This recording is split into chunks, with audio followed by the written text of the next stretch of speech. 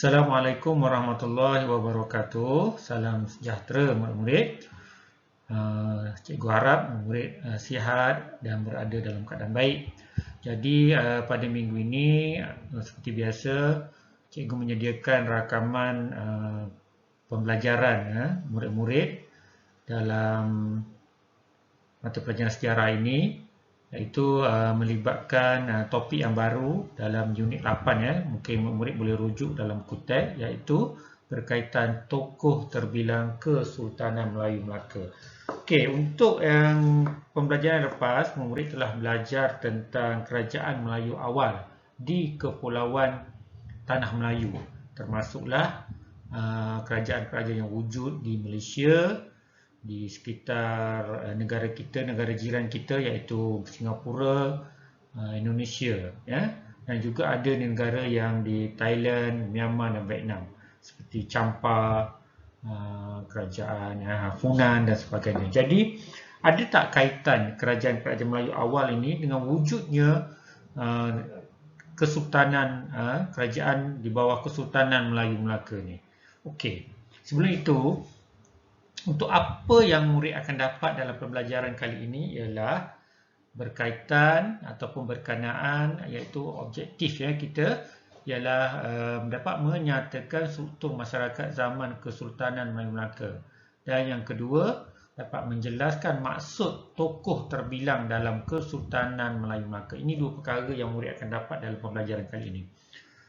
Okey, seterusnya, bilakah bermulanya zaman Kesultanan Melayu Melaka ini? Ini adalah gambaran gambaran yang pihak pakar-pakar sejarah telah temukan. Jadi telah wujudkan, inilah gambaran ataupun simulasi ataupun situasi sebenar di zaman Kesultanan Melayu Melaka dahulu. Contohnya ni mungkin dalam istana. Jadi sekarang bilakah bermula ni zaman Kesultanan Melayu Melaka ni? Okey, di sini ada maklumat yang cikgu ambil daripada internet. Kesultanan Melayu Melaka ini adalah sebuah kerajaan Melayu yang terkenal dan termasyhur di Asia Tenggara. Selepas wujudnya kerajaan Melayu awal ni, wujud satu kerajaan yang kuat dan terkenal, iaitu Kesultanan Melayu Melaka. Kerajaan ini diasaskan, dibina ataupun ditubuhkan oleh seorang putera dari Sriwijaya. Masih ingat lagi tak? Bahawa Sriwijaya ini salah satu kerajaan Melayu awal di Kepulauan Melayu, iaitu yang berada di Indonesia. Yang berasal dari Palembang, iaitu nama dia Parameswara, di antara tahun 1400 hingga 1403. Jadi diasaskan pada tahun 1400, jadi cukup lamalah kerajaan ini wujud. Dan pada awalnya Melaka bukanlah sebuah kerajaan Islam. Hal ini berubah pada tahun 1409 apabila Parameswara berkahwin dengan puteri dari kerajaan Pasai. Jadi bila ada perkahwinan, jadi Parameswara telah memeluk Islam. Ini yang telah dicatat dalam buku-buku sejarah.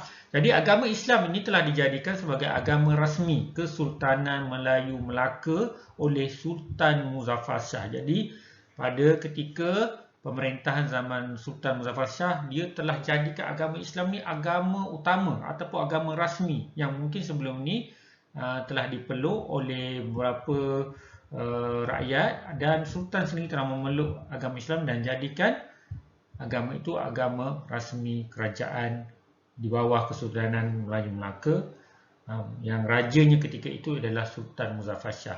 Okey, pemerintahan Kesultanan Melayu Melaka ini berterusan selama lebih satu abad, lebih kurang 100 tahun lah, sehinggalah apabila Kesultanan Melayu Melaka tewas di tangan penjajah Portugis. Jadi Portugis ni datang, Portugis ni bukan berhampiran dengan Kepulauan Melayu, dia jauh datang ke negara kita ataupun tanah Melayu dan telah menewaskan kerajaan Kesultanan Melayu Melaka. Dan pimpinan orang Portugis yang melawan Melaka ketika itu yang dinamakan Alfonso de Albuquerque, yang menyerang Melaka pada tahun 1511.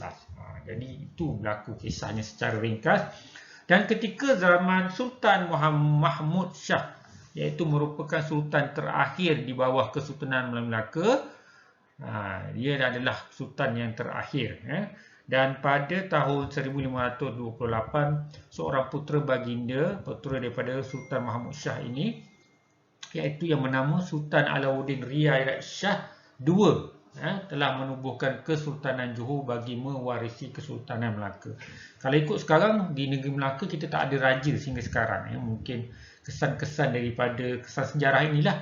Tetapi waris-waris daripada Kesultanan Melayu Melaka ini telah wujud ke negeri-negeri lain. Seperti contohnya negeri kita lah, negeri Johor. Ini yang telah tercatat dalam buku-buku sejarah yang tertulis dalam sejarah negara kita. Okey, ini secara ringkaslah bilanya bermulanya zaman Kesultanan Melayu Melaka ini. Okey murid-murid. Yang pertama cikgu nak jelaskan struktur. Struktur ni adalah komposisi ataupun apakah masyarakat pada zaman itu, macam mana kedudukan dia. Siapa yang ada pada zaman masyarakat yang ada pada zaman Kesultanan Melayu Melaka. Yang pertama, dia terdiri daripada golongan yang diperintah. Macam kita lah. Kita ni golongan yang diperintah. Kita sekarang ni. Kita bukannya menteri.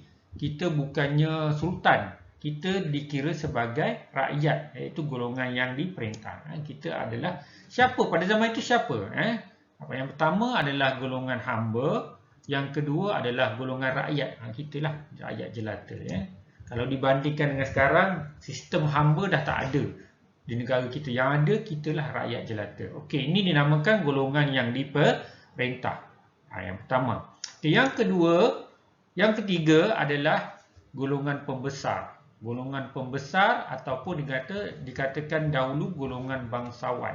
Mereka yang ada jawatan.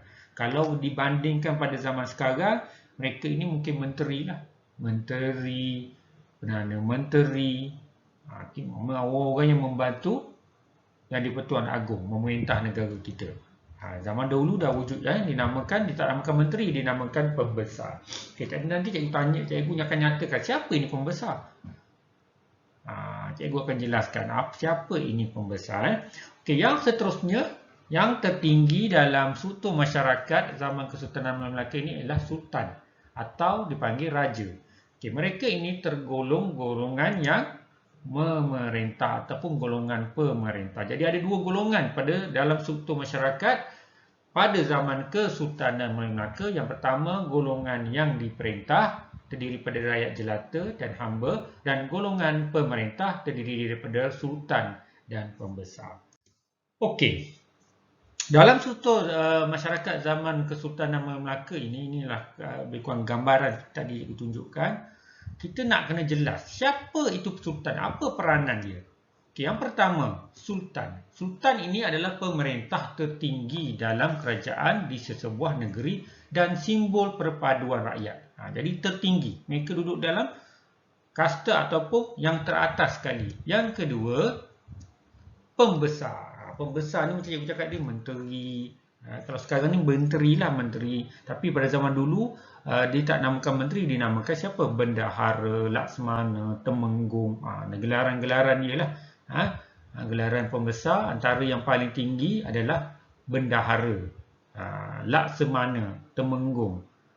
Dan ada golongan bangsawan yang lain lah, Hulu Balang. Mereka ini adalah dikira pembesar pada zaman Kesultanan Melayu Melaka. Okey, pembesar ini dilantik oleh sultan untuk membantu urusan pentadbiran kerajaan atau negeri. Jadi mereka ni berperanan membantu sultan itu sendiri macam mana nak tadbir negeri pada zaman itu. Okey, seterusnya yang ketiga, yang dikatakan rakyat jelata itu. Rakyat jelata itu kitalah penduduk Melaka atau pengikut setia sultan atau pembesar. Dan yang terakhir, golongan hamba, orang suruhan sultan dan pembesar. Jadi sultan dulu ada orang-orang suruhannya yang dikerah untuk menjalankan tugas-tugas dia. Bilangan hamba melambangkan ketinggian status dan kekayaan pemiliknya, ataupun sultan, pemilik sultan. Jadi ramai hamba ketika itu, hebatlah pembesar ataupun sultan. Okey, seterusnya cikgu nak terangkan apa yang memberitahu tentang tokoh terbilang ni. Tokoh terbilang ni apa dia? Okey, siapa? Okey, tokoh terbilang adalah merupakan individu penting. Ingat dia seorang individu penting yang dihormati dan disanjungi oleh masyarakat dalam kegemilangan zaman Kesultanan Melayu Melaka. Jadi pada waktu itu mereka ni ada beberapa orang ini mereka sangat penting. Dan sehingga kini mereka ini tercatat dalam buku-buku sejarah negara kita berkaitan zaman Kesultanan Melayu Melaka ini. Okey, seterusnya siapakah mereka ini? Siapakah tokoh terbilang zaman Kesultanan Melayu Melaka ini? Okey. Ini beberapa orang penting yang telah dianggap tersohor ataupun yang berjaya untuk menyebabkan kegemilangan Kesultanan Melayu Melaka ini tersebar dan dikenali pada zaman itulah, pada zaman lampau lah. Jadi siapa mereka ini? Yang pertama, Parameswara. Kedua, Bendahara Tun Perak. Bendahara ni adalah bangsawan, golongan pembesar. Laksmana Hang Tuah juga golongan pembesar yang membantu Sultan. Dan seterusnya Sultan Muzaffar Shah, Sultan Mansur Shah, Sultan Mahmud Shah dan Sultan Alauddin Riyarat Shah, dan seorang lagi Tun Fatimah. Dan mereka ini kalau murid nak baca berkaitan diri mereka ini banyak dalam buku-buku sejarah ataupun dalam internet sendiri kita boleh baca kisah-kisah tentang tokoh-tokoh ini. Okey, ciri-ciri tokoh terbilang zaman Kesultanan Melayu Melaka. Ini antara ciri penting yang ada pada mereka. Yang pertama ni mereka ni gigih. Gigih dalam apa sajalah, meningkatkan keamanan dan sebagainya lah, mempertahankan negara. Okey, yang kedua berani, dan mereka ni sudah pasti berani melawan musuh, penjajah dan sebagainya. Okey, sanggup mempertahankan keamanan negara dan akhir sekali sentiasa mempunyai sikap berkorban untuk kesetiaan pada sultan ataupun raja dan negara. Jadi ini antara ciri-ciri utama tokoh terbilang pada zaman Kesultanan Melayu Melaka. Negara dan ini antara yang dinyatakan tokoh-tokoh ni. Kalau mereka itu sultan, apa dia peranan dia? Iaitu menjalinkan hubungan antarabangsa dengan hubungan diplomatik. Sebenarnya kita belajar hubungan diplomatik dengan negara-negara lain. Tugas sultan sentiasa memastikan keselamatan dan kebajikan rakyat, berpandangan jauh, itu mementingkan perpaduan, memastikan semua para pembesar bermufakat agar kerajaan menjadi lebih kuat. Ini tugas sultan. Bertanggungjawab menyediakan tempat kawalan keselamatan dan mempertabatkan Islam sebagai agama rasmi, menjadikan Melaka pusat pengembangan agama Islam. Itu tugas sultan pada zaman Kesultanan Melaka. Ini pula tugas bendahara. Bendahara ni macam mana? Bendahara dalam tugasnya adalah antaranya bijaksana dalam menyusun strategi sehingga berjaya mempertahankan kedaulatan Melaka. Dia ni susun strategi. Kalau ada serangan musuh, macam mana dia nak lawan? Macam mana strategi? Macam mana taktik nak melawan musuh supaya menang? Membantu dalam menyebarkan agama Islam. Jujur dan amanah dalam melaksanakan tugas dan tanggungjawab. Berjaya memperluaskan penguasaan Kesultanan Melayu Melaka sehingga ke sebuah empire. Jadi Melaka ni juga sebenarnya bukan saja dia ada sebuah negeri, dia berjaya menawan negeri-negeri lain yang mulanya mungkin nak menyerang dia, akhirnya dia melawan. Bila menang dalam peperangan, mereka berjaya menawan. Jadi memberi contoh taat setia kepada dan berjaya mententeramkan pengikutnya agar tidak mendahaka kepada sultan. Ini tugas-tugas bendahara ketika zaman Kesultanan Melayu Melaka. Okey, yang seterusnya Laksamana. Contoh Laksamana Hang Tuah lah. Apa peranan utama ni? Bijaksana dalam mendapatkan sesuatu yang diamanahkan dan tidak mudah ditipu. Sentiasa taat setia kepada sultan. Gagah berani. Jadi Laksamana ni sebenarnya juga lulu balang. Mereka ni ada kemahiran dalam persilatan, dulu silat lah, bermain senjata. Jadi kuat. Jadi dia gagah berani. Seperti peristiwa menyelamatkan bendahara daripada orang mengamuk. Ini contohnya peristiwa Laksamana Hang Tuah masa kecil-kecil zaman bersama 5 sahabat dia, ada orang mengamuk nak serang bendahara, akhirnya dia berjaya tumpaskan. Ini ada dalam kisah sejarah. Kebijaksanaannya terbukti ketika berjaya melihat wajah Maharaja Cina dengan makan sayur kangkung yang tidak dipotong.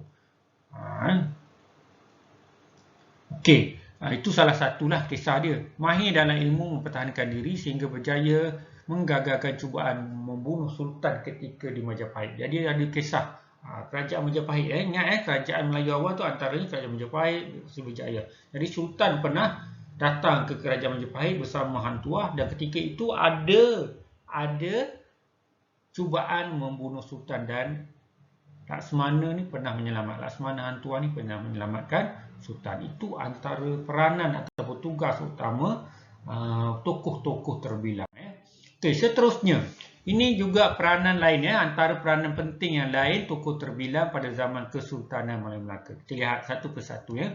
Yang pertama, Parameswara. Beliau adalah pengasas dan menubuhkan Kesultanan Melayu Melaka ya. Yang kedua, Tun Perak. Bendahara Tun Perak ni dia adalah seorang bendahara dan dengan memiliki kesetiaan yang tinggi terhadap pemerintah atau sultan. Dan yang ketiga, Laksmana Hang Tuah.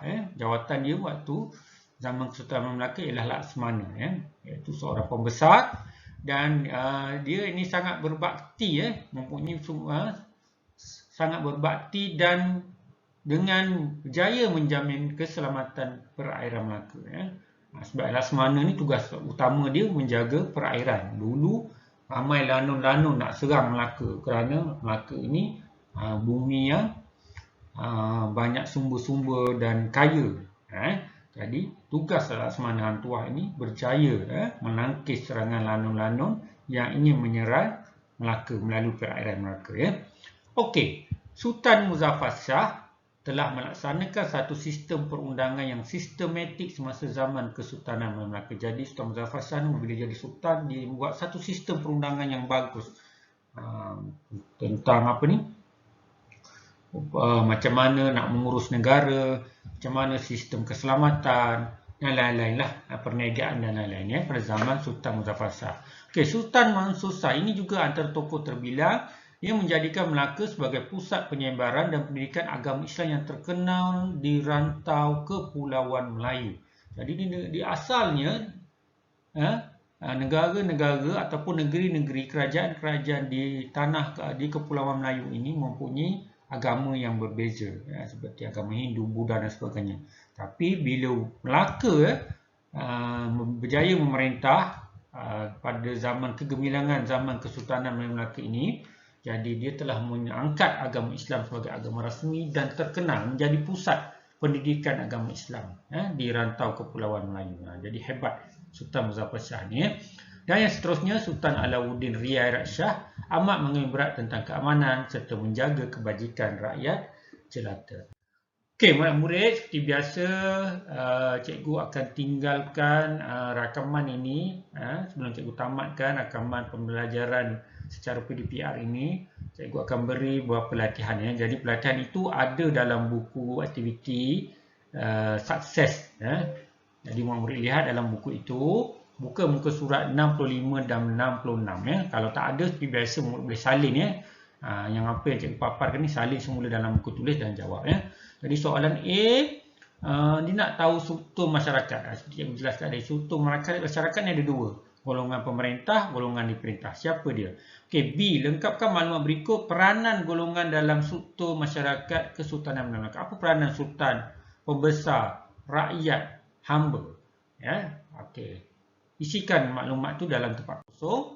Dan yang seterusnya muka surat 66 A, lengkapkan pernyataan berikut dengan maklumat yang betul. Apakah maksud tokoh terbilang? Itu soalan pertama. Soalan kedua, Parameswara, Tun Perak, Hang Tuah merupakan tokoh terbilang semasa kegemilangan apa? Ketiga, senaraikan 3 ciri tokoh terbilang. Okey, dan yang B, namakan tokoh terbilang Kesultanan Melayu Melaka yang dikaitkan dengan penyataan berikut. Ada penyataan ni sampai 6, jadi murid isikan. Siapa dia? Nyatakan ya, siapa dia? Contohnya, mengasaskan Kesultanan Melayu Melaka. Nombor 4 itu siapa? Tentulah Parameswara. Okey, itu saja. Jadi, cikgu harap murid yang tak dapat mengikuti kelas secara bersemuka online Google Meet boleh menonton video rakaman ini dan menyelesaikan tugasan yang cikgu beri. Dan tugasan itu boleh tunjukkan kepada cikgu melalui WhatsApp, ataupun Telegram ataupun melalui muat naik dalam Google Classroom. Okey, itu saja daripada cikgu. Sekian, wabillahi taufik wa hidayah. Wassalamualaikum warahmatullahi wabarakatuh. Kita jumpa lagi pada minggu berikutnya untuk mata pelajaran sejarah ini. Sekian. Terima kasih.